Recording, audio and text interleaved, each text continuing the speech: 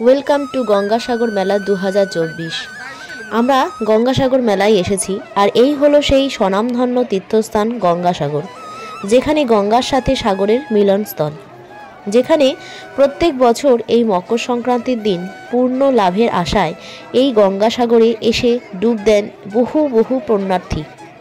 মনের বাসনার কথা তারা বলেন এবং তাদের মনের বাসনা পূর্ণ হয়। এই হচ্ছে গঙ্গাসাগর, যেখানে বহু পুণ্যার্থী সবাই আসে স্নান করতে। দেখো, প্রচুর মানুষের ভিড়।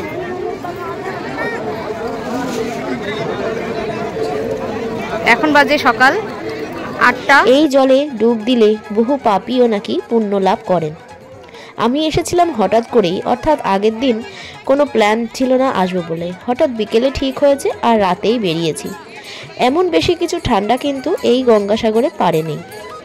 এই সাগরের পাড়ে সন্ধেবেলায় বাবুঘাটের মতন আরতিও হয়ে থাকে।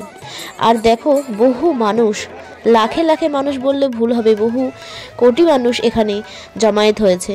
এটা স্নানের আগের দিনের ভিডিও।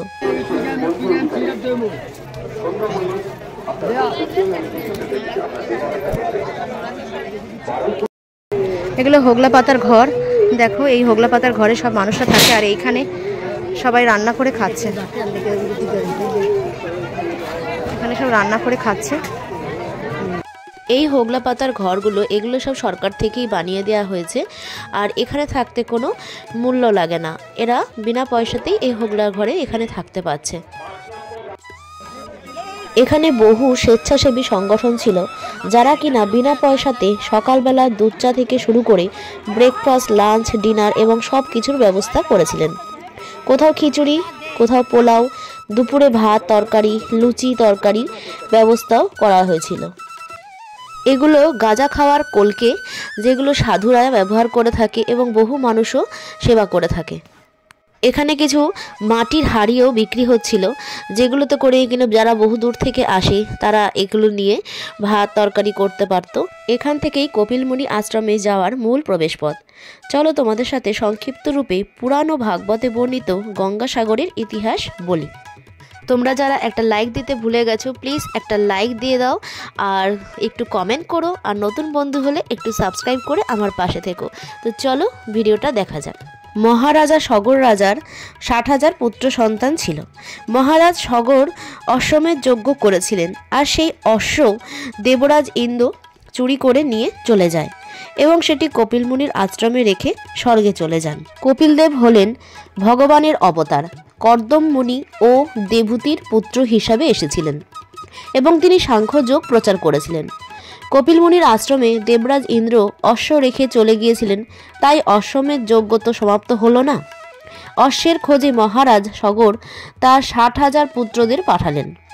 তারা বিভিন্ন স্থানে অশ্বের খোঁজ করতে করতে এলেন গঙ্গাসাগরের পাড়ে কপিলমুনির আশ্রমে এবং সেই আশ্রমে এসে দেখলেন সেই অশ্বটি বাঁধা আছে।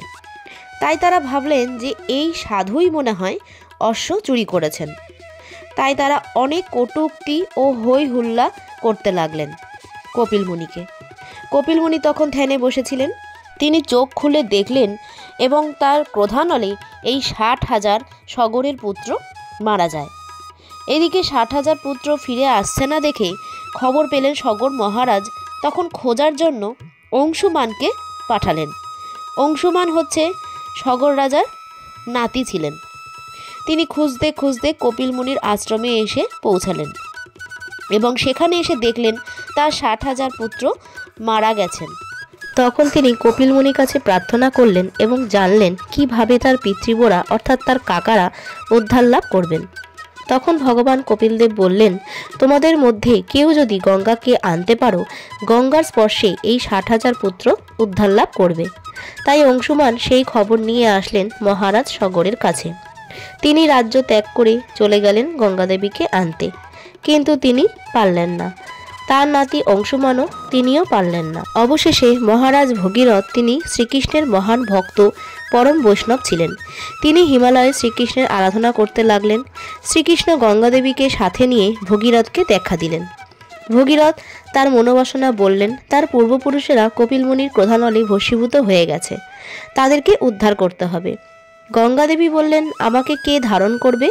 তখন তিনি মহাদেবের আরাধনা করতে লাগলেন। মহাদেব রাজি হলেন গঙ্গা দেবীকে ধারণ করতে, কিন্তু গঙ্গা দেবী ভাবলেন, আমার স্রোতে মহাদেবকে ভাসিয়ে নিয়ে যাব। মহাদেব সেটা মনে মনে বুঝতে পেরে তাকে জটায় আবদ্ধ করলেন।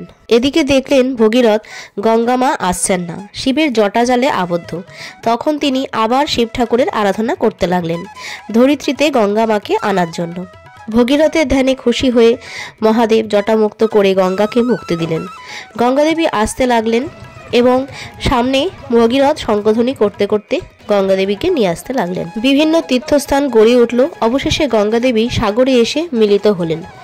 সেই সময় গঙ্গাদেবীর স্পর্শে 60,000 পুত্র উদ্ধার লাভ করলেন এবং বৈকুণ্ঠে গমন করলেন। এই হচ্ছে সংক্ষিপ্ত ইতিহাস। এখন যাচ্ছি মন্দিরে পুজো দিতে। সকালে একবার গেছি, ঘুরে এসেছি, চলো তোমরা আমার সাথে। এখানে বহু মানুষ হারিয়েও যাচ্ছেন, কারণ তারা একটা দলের সাথে এসেছেন আর সেই দলছুট হয়ে যাচ্ছেন। এমনকি কিছু মুহূর্তের জন্য আমি আর মাসি দুজনেও দলছুট হয়ে গেছিলাম আর হারিয়েও গিয়েছিলাম, কারণ যেই পথ দিয়ে আসছি পুলিশ প্রশাসন সেই পথ দিয়ে ফিরতে দিচ্ছে না। সুতরাং আমরা সবাই সেখানে নতুন মানুষ, আর যাওয়ার সময় সেই পথ চিহ্নিত করে যাই, ফেরার সময় অন্য পথ দিয়ে বার করে। এই হচ্ছে কপিলমুনি আশ্রমের মূল দরজা। এখানেই আমরা সবাই পুজো দিলাম। আর সামনে রয়েছে রাধা গোবিন্দ মূর্তি আর পাশে কপিলমুনির মূর্তি রয়েছে। এই দেখো আমাদের সবার পুজো দেওয়া হয়ে গেছে।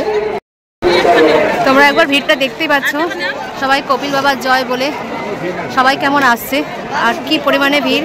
কালকে আরও ভিড় হবে। আর ওই সাইডে নাগা সাধুরা রয়েছে। এখানে অনেক বাচ্চা বয়স্ক হারিয়ে যাচ্ছিলেন, সমানে অ্যালাউন্স হচ্ছিল এবং অনেকে অসুস্থ হয়েও পড়ছিল এবং তার জন্য আরোগ্য কেন্দ্রগুলো দিন রাত পরিষেবা দিচ্ছিল। ভিডিওটা কেমন লাগলো তোমরা অবশ্যই একটু কমেন্ট করে জানিও। আসছি আবার নতুন কোনো ব্লগ নিয়ে।